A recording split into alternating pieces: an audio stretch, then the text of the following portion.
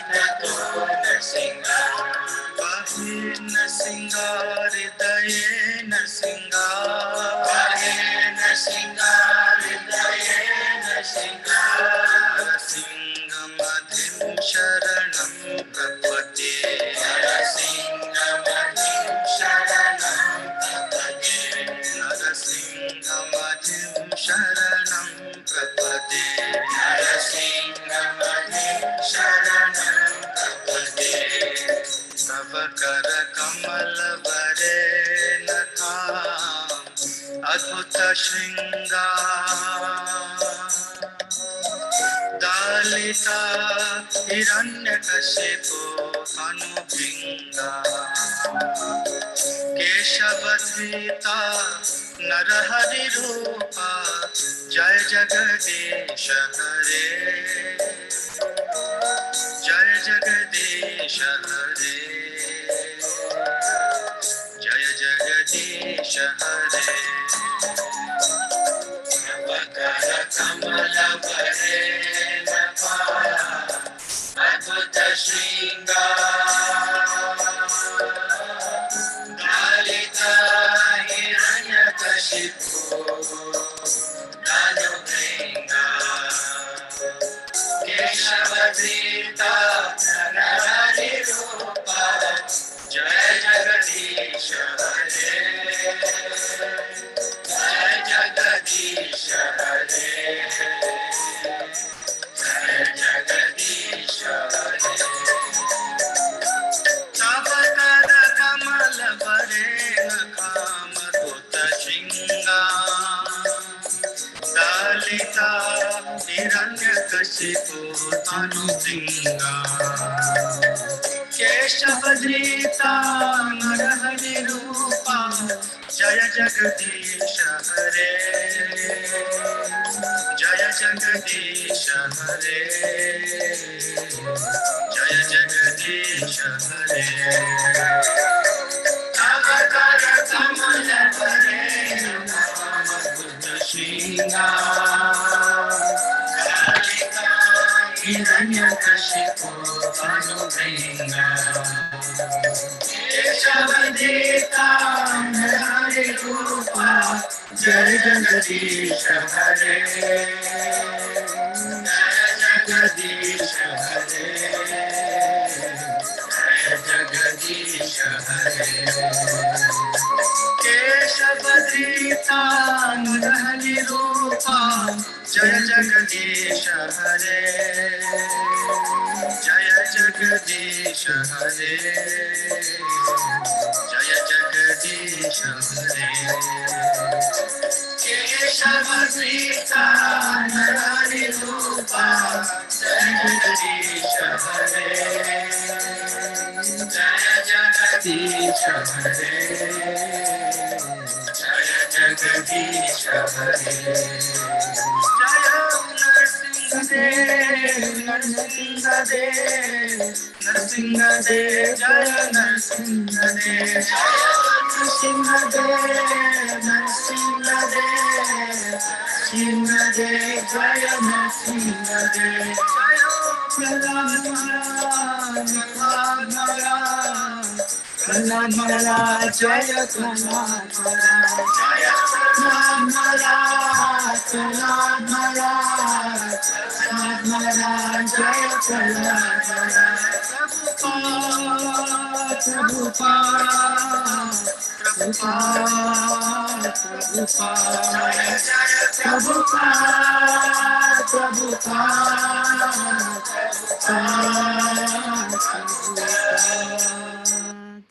Nitai Gaur Premanande Hari Hari Bol. Welcome, dear devotees, to our class on Tuesday on the Bhagavad-gita. And yesterday we had double technical glitches, because of which the broadcast did not go on Facebook, although I thought it was going there.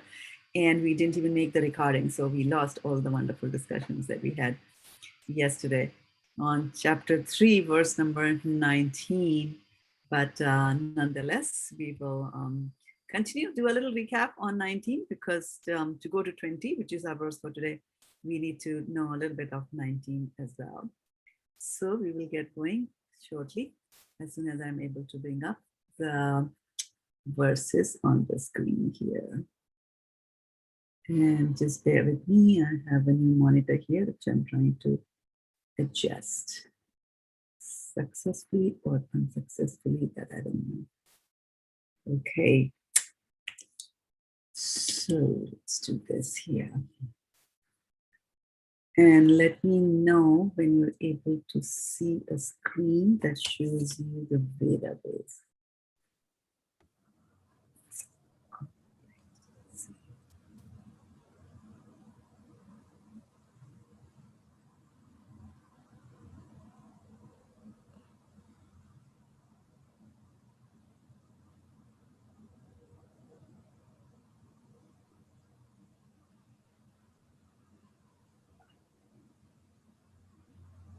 Just a few minutes to go.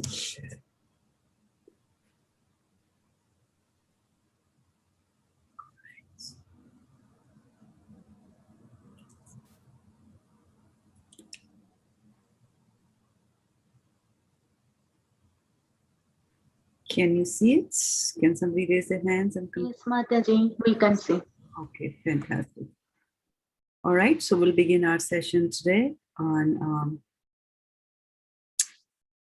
Bhagavad-gita after doing the short prayers to the spiritual master. And just give me a few minutes here to set up a few more things, just to make sure.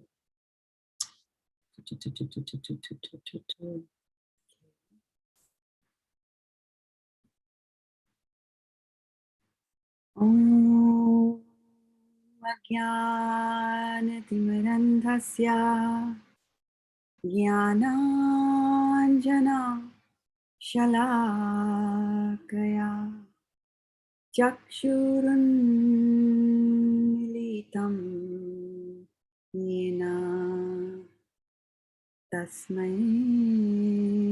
Shri Gurave Namaha.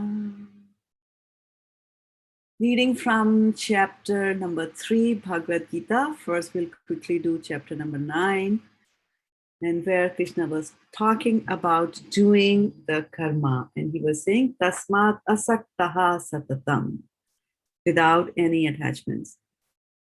Tasmat asaktaha satatam karyam karma samachara asakto hi acharan karma param apnoti purushaha.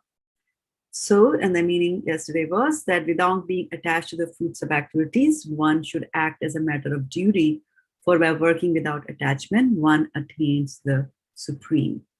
So the idea was to remove the attachment, the strings that tie us to the results of the action. And the formula given there was that if you work and dedicate your things to Krishna, then the attachment is much less there. It's a different kind of attachment to the results than it is when you're trying to exploit this material world by for your own sense gratification, right? And we had talked about some of the good qualities that devotees should inculcate. And you all had participated nice and come up with a very nice list. And we had topped that off by saying that you should constantly be doing a check to see where we are and how much we are progressing in devotional service if we ask that question, that do you have any envy of the other fellow beings around you? And if the answer is yes, that means that I'm still in the material world and, progressing maybe, but not as much as one would want to. And if the answer is no, then that's a very good situation because we are on the transcendental plane and we have Sattvam Vishuddham Vasudeva Sabditam. So we have reached the Vasudeva level, which is beyond the mode of goodness of this material world. There. So that was yesterday. And let's see now what do we have here today. Karmani vahi. Now this is a different verse. It is not Karmani vadhikaraste ma phaleshu kadachana. Although this is linked. Right? So it says Karmani vahi samsiddhim astitha janakadayaha loka sangramam graham evapi sampashyan kartum arhasi. Right? So karmaneva hi samsiddhim astitha janakadayaha loka sangraham evapi sampasyam kartum arhasi. Karmaneva hi samsiddhim astitha janakadayaha loka sangraham evapi sampashyan kartumarhasi. And synonyms: karmana, by work, eva, even, he, certainly, samsiddhim, in perfection, astitaha, situated, janak adayaha, Janak and the other kings, loka sangraham, the people in general, eva api, also, sampashyan, considering, kartum, to act, arhasi, to deserve. So what is perfection in Sanskrit?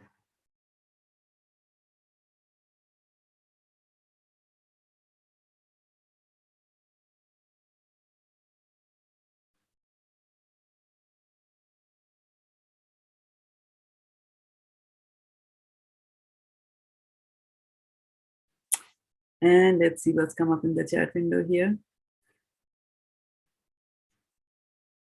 So we got 2 responses, 3 responses, all saying samsiddhim in some way, shape, or form. It's typed out. Okay, so samsiddhim, that's right. And if you achieve, or if you deserve something, what is that? What is that? If you deserve something.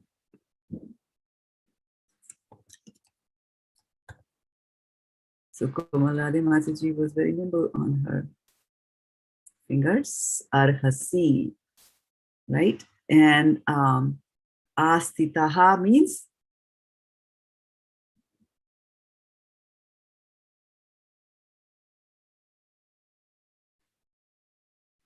to be situated, sit. Okay, now let's look at the translation by Srila Prabhupada. Srila Prabhupada ki jai. Kings such as Janak attained perfection solely by performance of prescribed duties. Therefore, just for the sake of educating the people in general, you should perform your work. Kings like Janak were all self-realized souls. Purport, this is by Srila Prabhupada. Srila Prabhupada ki jai. Kings like Janak were all self-realized souls. Consequently, they had no obligation to perform the prescribed duties in the Vedas. Nonetheless, they performed all prescribed activities just to set examples for the people in general. Janak was the father of Sita and the father-in-law of Lord Sri Rama. Being a great devotee of the Lord, he was transcendently situated, but because he was the king of Mithila, a subdivision in the Bihar province of India, he had to teach his subjects how to perform prescribed duties. Lord Krishna and Arjuna, the Lord's eternal friend, had no need to fight in the battle of Kurukshetra, but they fought to teach people in general that violence is also necessary in a situation where good arguments fail. Before the battle of Kurukshetra, every effort was made to avoid the war, even by the Supreme Personality of Godhead, but the other party was determined to fight. So for such a right cause, there is a necessity for fighting. Although one who is situated in Krishna consciousness may not have any interest in the world, he still works to teach the public how to live and how to act. Experienced persons in Krishna consciousness can act in such a way that others will follow. And this is explained in the following verse, so which is reserved for Thursday to talk about that. Right? So very, very interesting thing that Krishna is, and let me just pull up a few words here, another words here. Just bear with me.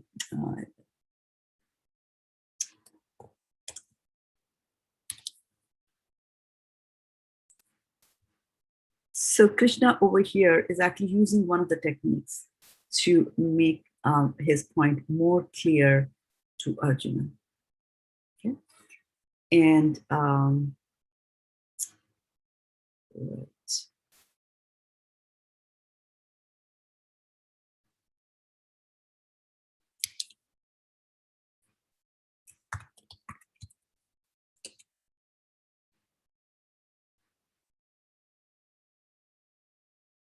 All right. Okay, and then so and that technique is that when you want to explain something to somebody, you will give an example. Because in the previous verse, they are talking about, you work without being, you work for Krishna, you will work without any attachment, and so on and so forth, right? And we took the example yesterday of working in a bank, right? And how the cashier or the teller is constantly, millions of dollars can pass through his hands in one day, but he's not attached to the fact whether the bank is making big money or bank is not making big money, like that, because he's not focused on the result. So he does not even envious of the bank who's next door. And, he just does his duty, right? And so here, Krishna also, in order to explain that concept to Arjuna, is giving an example of king, right? And he says, what does he say? Which king does he say? You read that verse scrutinizingly, and especially the word by word meaning. Tell me, which king are we talking about?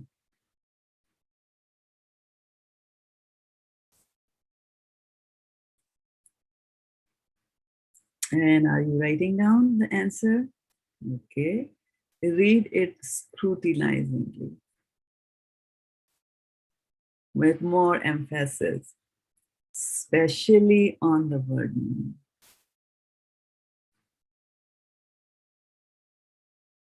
Yes. Vindhyavali Mataji, you're right. You're off by one letter. Yes. Janak Adi. So he said Janak Adi, Janak and others, Janak, etc. Right? So Janak is not the only one king who did whatever he did to show to the people how things are to be done, right? So Janak, of course, we know was one of the kings, and he's an exalted devotee of the Lord, and that is why King.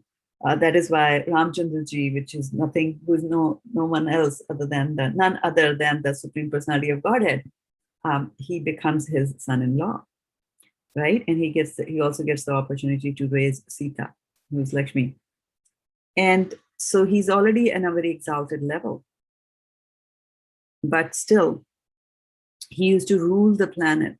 He used to rule his kingdom, not the planet. He used to rule his kingdom and take care and perform all the duties that a king has to perform, like that. Okay? So he would do that.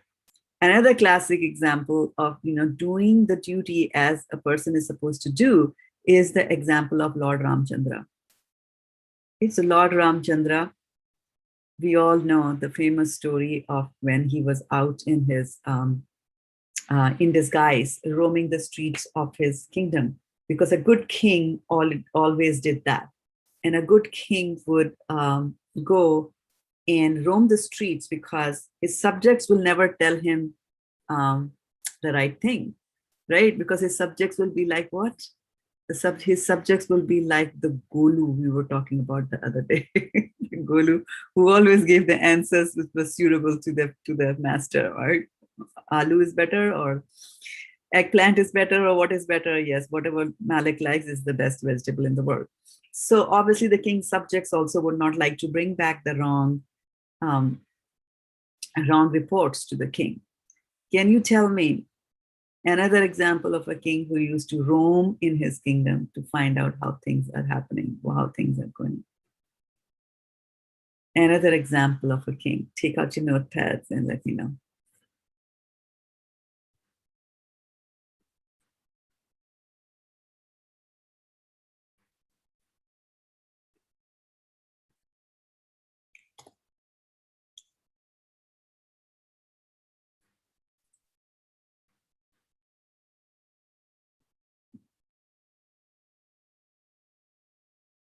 Yes, yes, and the answers are right. And when we quote answers, we try to quote them from our scriptures, right? So Parikshit Maharaj was definitely one who was going around on his, and the Srimad Bhagavatam in the beginning actually opens with those incidences where he was going around, and there he sees that Kali, yeah, a Shudra is disguised in the clothes of royalty, and he's beating the bull, which is a representation of dharma, right? And so Lord Ramchandraji was roaming, and he found that there was a low-class man. He was beating his wife.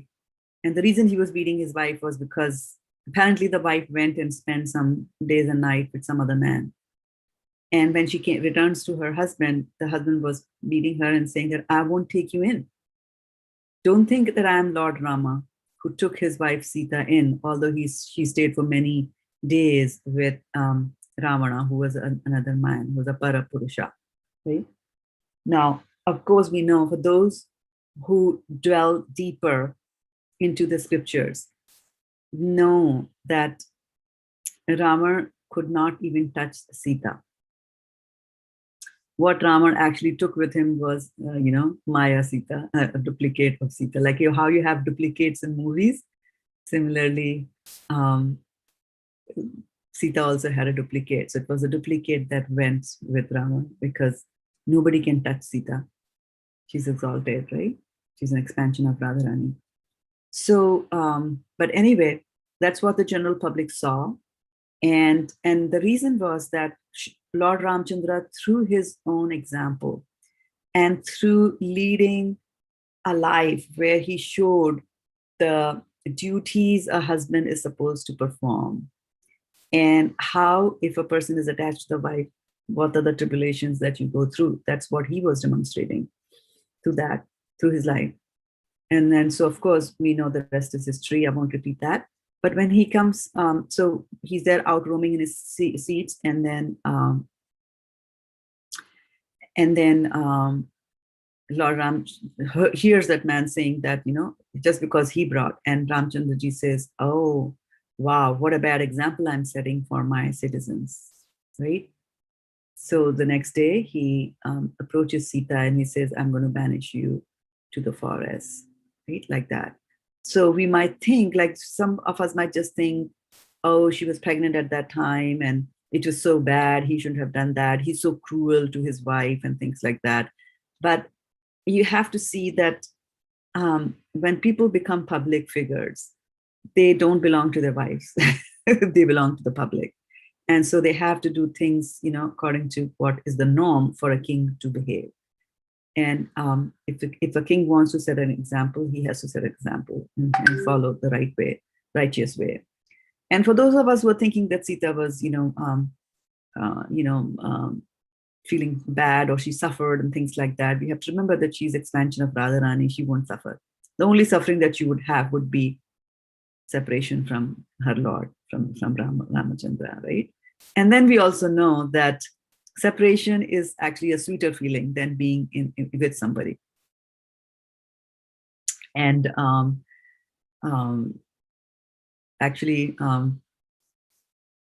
yeah. So separations. So Sitaji appeared that. But to go back to our point that I'm trying to make is that people give examples, right? So Janaka Prabhu gave example on how, although you're exalted, although you're a self-realized person, and still you have to behave like a king and do the duties of a king, like that. And similarly, Lord Ramachandra also did his duties like that. So similarly, you will find that exalted people sometimes will continue to do which others and less exalted and neophytes might think, like, what are they doing? Why are they doing this? But they are doing it to set examples to others. Why? Because we might be very impressed with an exalted devotee, and we might want to imitate. Now, this is a very important thing to keep in mind. There are two concepts. One is to imitate, and the other is to follow. They're two very different things. Any mistake. We like somebody, so instead of following them, we try to imitate them. So when we try to imitate them, we are thinking, I am good enough. I am actually as good as that person because I can also do what he's doing. So there's no humility there. There's a lot of self-esteem, or self-pride, not esteem. There's a lot of pride that, I'll be false, that I'll be able to do that. And then what happens? That we're not able to imitate perfectly. And that's the only thing we are trying to do, is to just imitate, right? And we fall down, we will fall down if we don't have a solid foundation there. So instead of doing that, instead of trying to imitate people, we should follow them, which means you watch them carefully. How does he sit? How does he walk? How does he talk? Right? That's what Arjuna asked in second chapter. A person situated in transcendence. Kim asita vajeta kim. Right? So he's asking those questions. And so examples, Krishna is using, okay, Arjuna, I'm trying to explain to you from very angle. Look at King Janaka. He did what he's supposed to do. So now let's see. Karme karmarneva hi samsiddhim asitha janakadaya loka sangraham evapi sampasyam kartum arhasi. Right? And so he's saying that kings like Janak, they attain perfection. And am I sharing this thing with you? I'm not. Okay. So let's go here and share this thing one more time. Desktop 2, please somebody confirm by a raised hand that you can see it. Are you able to see that? Okay, it's okay. Something is wrong with that.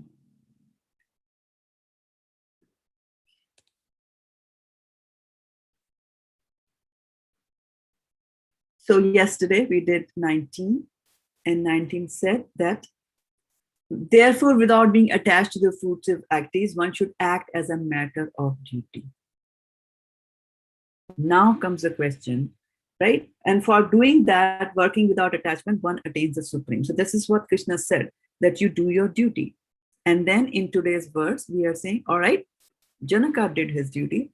Janaka was a king, he did his duty, right? So what do you think is duty? What do you think is the duty, is our duty? And what you can do is you can raise your hands and then share your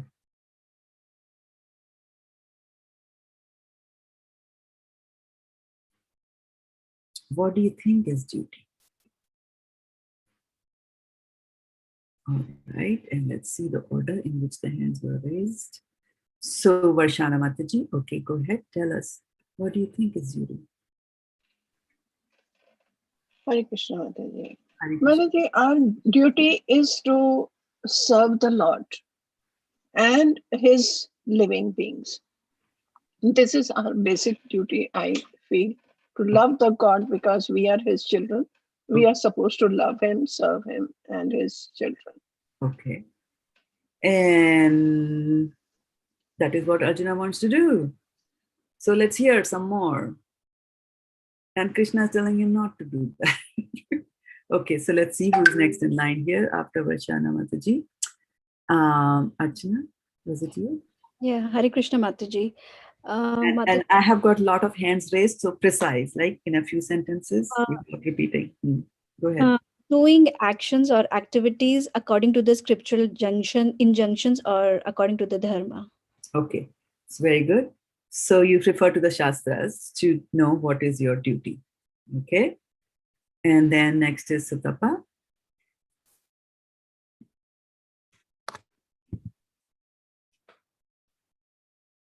Go ahead, Sutapa Mataji. Yes.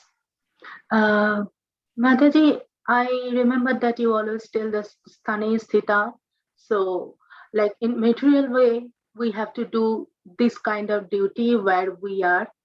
And in spiritual way, we need to please Lord Krishna. Because if we like pet, he also have means the pet is having a master.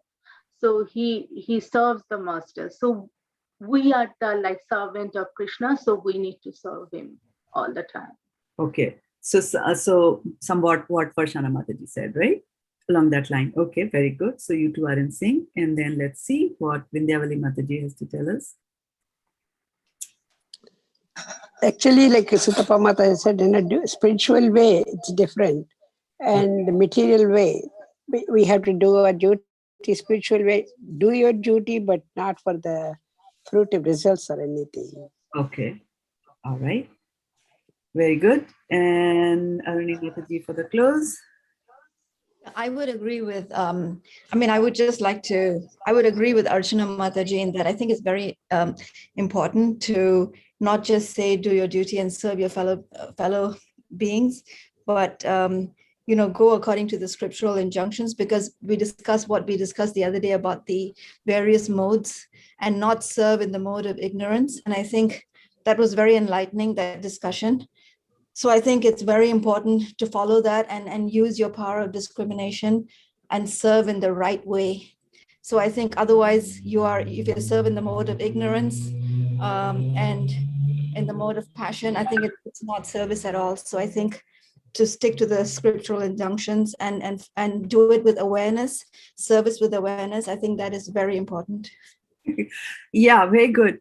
And it is interesting that you bring this up, because yesterday when Vindhyavali Mataji told us her story of how she went to the hospital or wherever, some medical area, and she was sitting in the car waiting for her daughter who was inside, and then the receptionist came outside, asked her to come in, and then offered her water and things like that, right?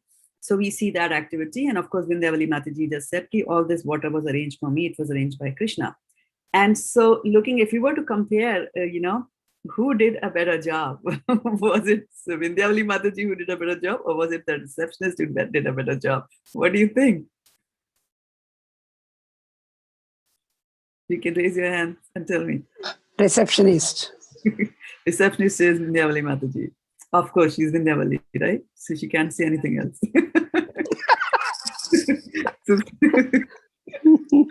Sutapa Mataji. Mataji, both did a good job, because Vindhyavali Mataji was remembering Krishna. The question is better. That's the question. Who did a better job? Vindhyavali Mataji was remembering Krishna. There you go. Yes, very correct. There you go. Right? Vindhyavali Mataji was glorifying Krishna in her mind. I'm not belittling the receptionist. I'm not saying the receptionist shouldn't have done this, but you never know. But you never know why a receptionist would do that, right? Maybe it's goodness from the heart. Maybe they want to project their company as a good company that takes care of you. You never know. But Vindhyavali's was a simple glorification of the Lord. Simple remembrance of a devotee, right? Water is arranged. Krishna has done that for me, right? To remember. So this is like 24/7 Sankirtan that you do, that you all are always thinking about Krishna. No matter, good happens, bad happens. And one of you had said that yesterday. Whether good happens, I think it was Sukumal Radhe, she said, Tatte Kampam, right?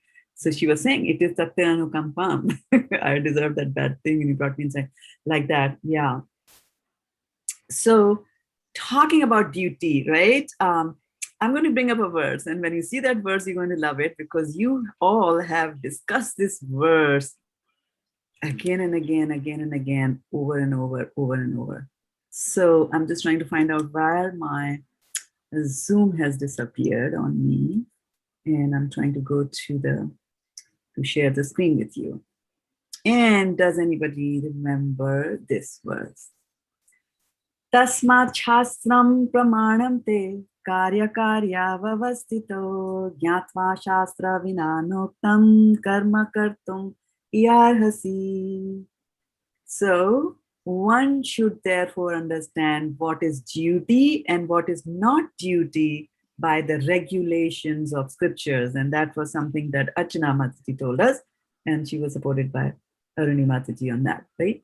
As stated in the fifth, so knowing such rules and regulations, one should act so that he may be gradually elevated. So we have to remember that the Shastras are there for those who are at a lower level of understanding and lower level of consciousness. You want to do certain things, but we are going to allow you to indulge in your lower pleasures, right? Or lower instincts. We're allowing you to do that, but in a contained manner. In a contained manner. Like that. So yes, you can do this, but like that. Like, for example, kids want to go out, to go to their friends. Why do they want to go to their friends? Because they want to enjoy, right? And what is the containment that the parents put? You have to be back home before it is dark, right? So there is some confinement there that you can't just go out and meet your friends and then return at 3 o'clock in the morning. No, you have to be back home. So there's always some sort of a constraint that is put, and within those constraints and those rules, when you try to enjoy, then that will lead to some sort of a purification. And why will it lead to a purification? That is because if your return to home time is 7 p.m., and of course you're playing, and of course at 7 p.m. you want to play even more. But at that time, you're going to say, no, I'm going to follow the rules of my household. I'm going to return back to my home and at 7 o'clock, which means I'm not going to further indulge in this sense gratification. And that control of the mind that you're doing at that time leads to your elevation towards spiritual platforms like that.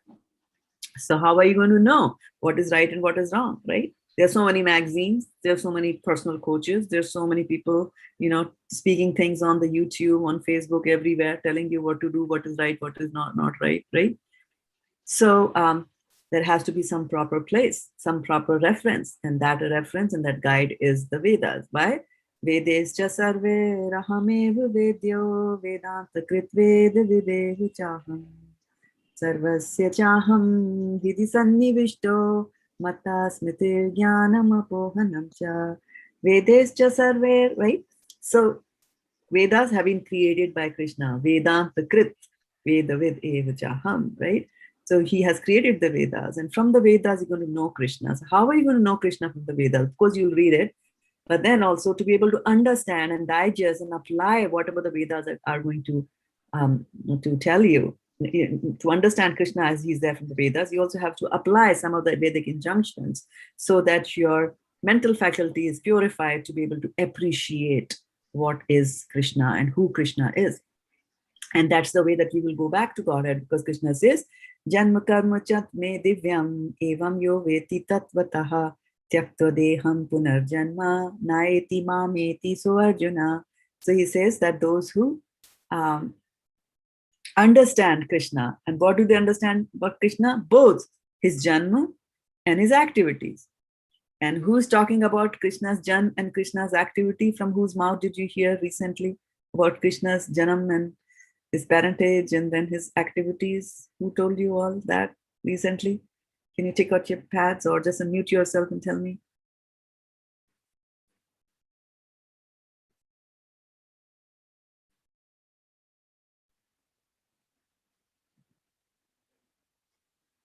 Recently. So Komal Radhe Mataji, you have 2 verses. One of them that you memorized tells us. Sukadev Goswami. Okay. So Goswami tells us in Bhagavatam, right? Yeah. Oh, in the Gita. No, that's fine. Bhagavatam is okay too. Well, we had Kunti Devi tell us, right? Krishnaya Vasudevaya Devaki Nandanaya Cha Nanda Gopa Kumara. Right? So from his birth, Who is he born from, right? Devaki Nandana, Devaki Nandan, the son of Devaki, right? And then we offer Namaha Pankaj Nabhaya, Namaha Pankaj Malini, we did all that, right? And then last Friday we heard about that how Krishna comes in, takes care of them. So his activities, right? Of how he had taken care of Kunti through all the vipadas that she went through, right? So, so we have to understand Krishna's Janma and Krishna's Karma, and to be able to understand these kinds of spiritual matters, we have to ourselves raise our consciousness to that level, and it's a cyclical situation, you know. To understand the Vedas, you have to be spiritual. To reach a spiritual level, you have to read the Vedas. So it's kind of like which comes first. Well, it's a you know, little by little, step by step. You will do. You first hear the Vedas, you raise yourself a little, then read some more Vedas, purifies you even more. Now you're able to listen to Krishna Katha even more, right? And like we were talking yesterday, that progress in devotional service is determined by how much you are willing to sit down and listen to Krishna Katha, like that, right? So here he's saying that, you know, you should know from the Shastra, you should know what is to be done and what is not to be done. Without other than that, you can't, right?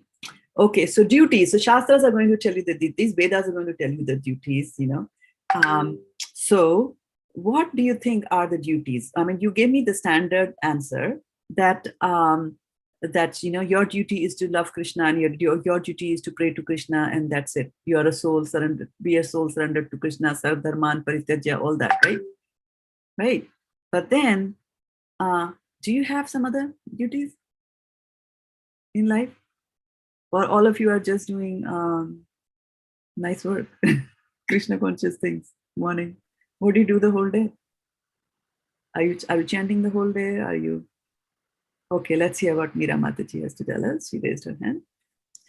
No, we are doing all the mundane things to maintain our physical bodies, to work, to earn money, to cook, shop. So all those things. So I was wondering when you said the receptionist who did the better job, of course, Vindhya Valli Mataji was remembering Krishna, her devotion was better.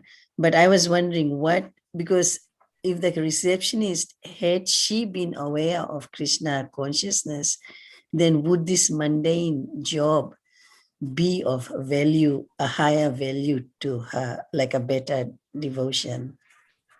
Absolutely. Absolutely. And you know what?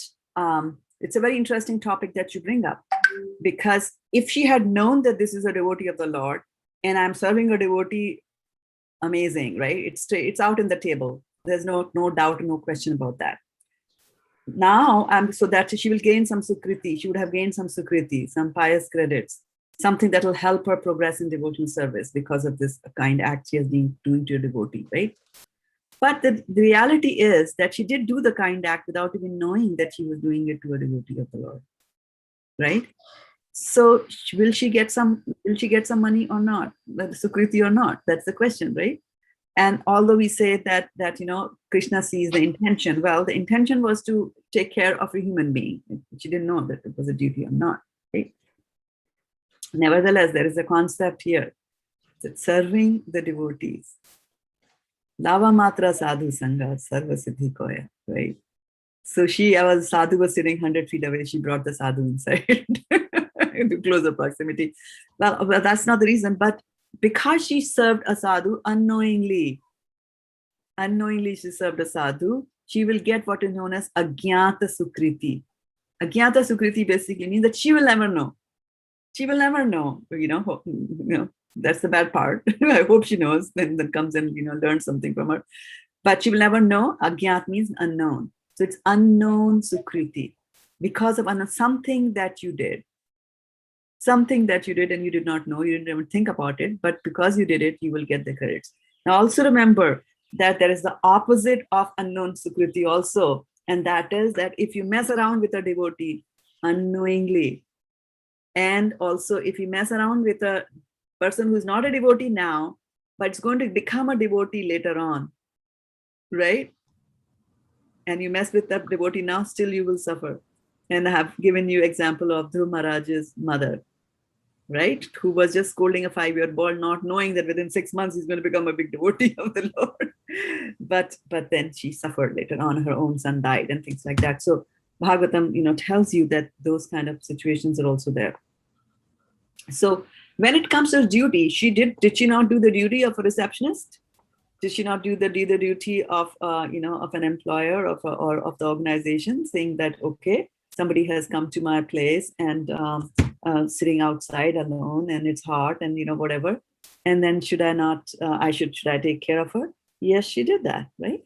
And I see 2 hands risen up here, and let me see the order in which they were raised. So Varshana and then Sukomal-Radhe Mataji. Yes, Mataji. Mataji, in the 13th chapter, all the qualities are mentioned. You see, humility, pridelessness, non-violence, tolerance, all the qualities are given there. So here the humility comes, you see, that is also according to Shastra. So she was very humble towards Vindhyavali Mataji, and she very gracefully took her inside and gave her a glass of water. So I feel that is also according to the scriptures, Mataji. So she did that. Though she may not have read them, but she did that. She did it. Okay, good, very good. And Sukomal-Radhe Mataji? So we have what we call like our daily or occupational duty, which is like for our livelihood. That's the Varnashram Dharma, most likely. And then we have the prescribed duty, which is eternally to serve the Lord. So that's the difference. Very good. Yes, I wanted one of you to bring up that point, and then we have a hand raised by Aruni Mataji and then Virava Bhav Mataji. And others, if you can lower your hands, it will lead to a little clarity on my dashboard here. I just wanted to, this is maybe stating the obvious, and I know that you're having this discussion just to point out the difference, but I'm just saying that for all we know, the receptionist could be a devotee and we don't know it. Yes, yeah. That thing is always there. And who could be? She could be a devotee following a different religion. Who knows? There are devotees in all religions. Yeah. So, yeah, and as Sukomal-Radhe Mataji pointed out, that there are other, you have got your Varnashram Dharma. So you have to do your duties according to the Varma and according to the ashram that you are in, right? So what do you think is the duty of a brahmachari?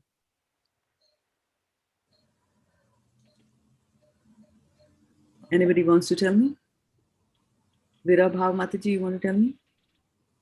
To preach and serve the Guru. Preach and serve the Guru. Preach to the other people and serve the Guru. Yeah, so I'm talking about brahmacharis. Anybody and everybody below the age of 25. What do brahmacharis, when people in that thing, they do? Celibate. They practice celibacy. They practice celibacy. Okay, Varshana, you had something more to add to that? Yes, to read the Shastras. To read, right? So they're supposed to read the Shastras, and as Astha Mataji is pointing out, that unfortunately Shastras are not taught in the school. In the school, you are taught about Akbar the Great and Alexander the Great. There was nothing great about Alexander. Yes. He had come out to conquer the whole world, killed people mercilessly. And then, of course, in the end, he himself died at such a young age. He had started on the war path at the age of 16, right? So, but the histories will tell you whatever the books, and that unfortunately the textbooks will tell all that. And then during the Kali Yuga, that is the matter, that good books like, Ramayana, and stories from Mahabharata, Bhagavad-gita, they are just not there in the schools at all. I remember when I was growing up, there was Sita Vivaha and Kaliya thing. They were part of my English readers, book stories, the part of our readers. The language books were there, but now, you're not supposed to talk religion. And so when people say that the Vedas are stolen, so many times you will find that the Vedas were stolen, This is also a situation where we are saying the Vedas are stolen. What does it mean that Vedas are stolen? It basically means that Vedic knowledge is not taught in your institutions. Your Vedic knowledge in your institutions, you are taught all material science and only material science, like that. Okay, so I'm just, keeping track of the time over here. Yeah, 10 more minutes. Yeah, so we have to now. So you said celibacy, and someone said celibacy, and someone said that they have to read the Shastras, right? Now tell me, what do the brahmacharis do? How many of the brahmacharis, as a percentage, do you think are following these two principles of brahmachari, of their ashram? Right? Very few, right? Celibacy thrown out of the door. They enjoy the most. Studies, they study just one day before the exam, like that. On the other extreme, sannyas or even vanpasta begins after 50. People get married at 60. What are you doing at 60? You're entering the Hastashram now. So it's a complete hodgepodge. It's a complete, completely a gone case over here, right? So you have to work according to the ashram that you're in, and also varna. So what are the 4 varnas that we have? The Brahman, Kshatriya, Vaishya, Sudra. And then, right? Yeah. Yes, right? So you have to act according to them. And nowadays, Brahmanas, they're working in offices. Of course, Prabhupada just said all of us are Shudras. So then if you accept that fact that I'm a Shudra, then I'm fine. I'm doing the Shudra work. I'm a Shudra, I'm doing service. I work from morning till night, and then as soon as this class is over, 8 o'clock, I have another meeting. So I'm a Shudra. I'm the Golu who will do as the master tells him to do. So so you have to work according to your so again, you are confined. So there is some confinement there, right? There's some confinement there that, okay, you are a brahmachari, this is what you're supposed to do, this you're not supposed to do, right? Now you are in vanpasta, now don't do this, like that, right? Now you're a married man, don't do this, or do this, right? Like that. So you also have to take care of those duties, and following this varnashram actually purifies you. And that is what Janak Maharaj is, displaying and explaining to people through his examples. He's a Janakacharya, he's Acharya. As Acharya, he's through his behavior, he's telling to people that this is how you should actually behave. And that's what Krishna is saying, that, you do your duty, whatever, according to your dharma, according to your ashram, and then also according to the time and the place and the circumstances, right? So, if you're in India and water is plenty, and if you sweat, then, take a shower before you go, before the Lord. If you're in a very cold place, everything is frozen, there's no concept of taking a shower, you might take mantra snan or vyayu snan and things like that. So, according to the Varna and Ashram, according to the time, place, and circumstances, and then whatever is your duty. And what is Arjuna's duty? So Arjuna's duty is to fight. And that's what Krishna is saying. And why it becomes even more exalted duty is because Krishna wants it to be done. So it's a double duty for him. It becomes a double thing, double reason that he should fight. One is you are a Kshatriya. You have to do that. And second is Krishna is there telling him that, Nimitta matra bhava savya sachin. So he's doing that to please the Lord. So I will close that, and we'll use the next 6 minutes to get some more reflections. And so I have hands in the order of Varshana, Aruni, and Vira Bhava Mataji. So we'll take those in that order. Mata, I just want to ask you that these days I have seen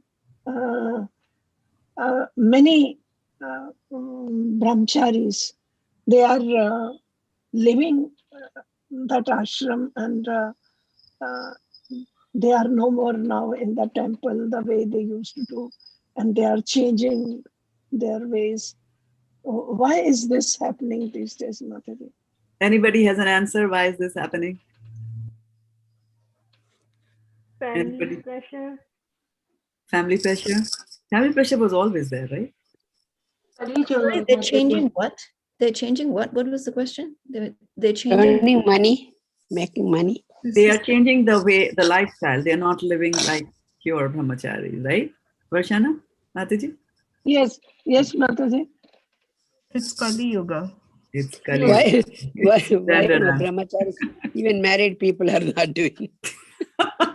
You sannyas, I'm sorry to say. You have I'm to sorry survive. to I mean, say if you don't get money, how do you survive? It's just impossible.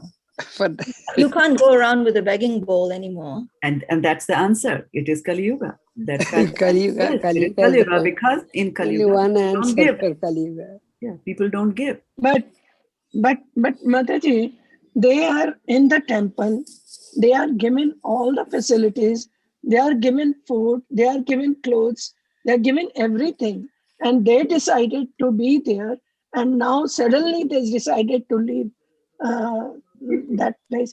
And you will not believe, a 40 years old person told me that Mataji, I want to get married, and you see, Sent. if you have any girl in your mind, you tell me. And he told me he is driving a rickshaw, and I was just, I was out of, he's out of his mind. At the Controlling age of senses, 40, Mataji. nobody is waiting for her, and with her salary, how is he going to maintain his family? And why did he leave at this time? If he at all he had to leave, he should have left it at 2025, so that you see he is able to get into some job. He is not educated. What is he going to do? What is he thinking? I really was amazed, you see, to know this. Controlling senses, I think. Yeah, that's a It's very uncontrollable. yeah, uncontrolled senses. Yeah, it's a very nice point that you bring up. And actually, Radhanath Swami Maharaj, when people come and say that we want to become brahmacharis, he knows how it happens. And it's not everybody's cup of tea to remain a brahmachari for the whole life. And so what he tells them is, okay, first you go and finish all your studies, be equipped, get some degree, and then come and do brahmachari, so that at the time when they want to leave, they don't have to become a rickshawala, right? So that's one thing. And the second thing, it's a very interesting way of looking at it, bringing in the answer that Sukamal Radhe Mataji gave, and which is that it's Kali Yuga, right? So we have to be an optimist. We have to be, because if you're not an optimist, we will never be able to preach. We'll never be able to encourage anybody to come to Krishna conscious, because we'll be watching these brahmacharis, going this way and that way. And when also we have to remember that brahmachari ashram is for everybody. And then once you're at 25, then you say that you decide whether you want to go to Grihastha ashram or not, right? And this poor fellow, he's thought that I'll be able to continue. I'll be able to continue for the rest of my life, right? And so in all honesty, he tried, right? In all goodness of mind, with all good intention, he's trying, but then this uncontrolled senses, strong maya, the circumstances are like that around him, that he's getting attracted and he wants to, and he thinks that married life is much better. It could be sheer boredom. It could also be lack of service, proper service. If you don't have proper engagement, then you're not able to do proper work. And so from our perspective as preachers, if you see the glass with water in it, whether you see it as half full or whether you see it as half empty, right? So we should look at it as that, okay, this person followed brahmacharya for 40 years of his life, and then that is not lost. Nehavi kamanasosi pratyavayo navidyate, right? It won't get lost, and he will continue from where he left off in his next birth. If he doesn't go back to Godhead in this life itself, who knows? He will get married and the wife might come and purify him left, right, and center. Both can serve. Like that. Yeah. All right, we have a minute there. And that was a long discussion there. Virabhav, you have something to say? The last, and yeah. Actually, I had 2 questions, Mataji, but if you're pressed on time, I can ask tomorrow. Bring them up on Thursday. Yes. So Tapa, is yours a short one? Yes, Mataji. Mataji, will you please explain one more time the envy of Krishna? Envy of Krishna is that, Krishna has made us so that we serve him and do things to him, and we reciprocate with him love. We love him and he loves us back. But we say that, no, why should I serve Krishna? So that is where the envy comes, right? Who is he the big man? Why is he the big man? I am the same as that. I'm envious. Why is he enjoying all this? Why is everybody serving him? I don't want to serve him. So that envy causes us and then brings us to fall down. Okay. Thank you. No, Mataji. I just wanted to add, Shraddha Mataji, I didn't understand this concept of envy of Krishna either. And then I remembered something that you'd said some time ago when I was telling you about how the neighbors react when I do my japa in my patio or water my plants. And that happened again the other day when I was watering my plants and I was just saying Om, under my breath, not loudly, under my breath. And again, my neighbor just slammed her window shut. And then I realized what you told me about envy of Krishna, and then it all came back to me. So I guess that is envy of Krishna. Yeah, that's true. They didn't even want to hear the word Om, and that was said very like in a whisper. That's how I was saying it, in a whisper. Right. I also wanted to, before I leave, I just wanted to acknowledge Radh Kutiara Mataji, who is our dear Sukomal Radhe and Sonia. I'm so very happy that you are coming here every day. Thank you. You're welcome. Thank you, Shraddha Mataji. I'm happy that you let me in. You're welcome. And I wanted to especially tell you that on Wednesdays, we don't have the class, but we will resume on our Thursday evening, which will be Friday morning for you. So next class will be on Friday morning, same time, right? And same time for everybody. Okay. You're always welcome, Mataji. Thank you. Yes. Hare Krishna. Hare Krishna. Hare Krishna to everybody. Hare Krishna. Krishna Kripa Sindhu Vyavacha Patitanam Pavani Vaishnavebhyo Namo Namaha. Hare Krishna. Hare Bol.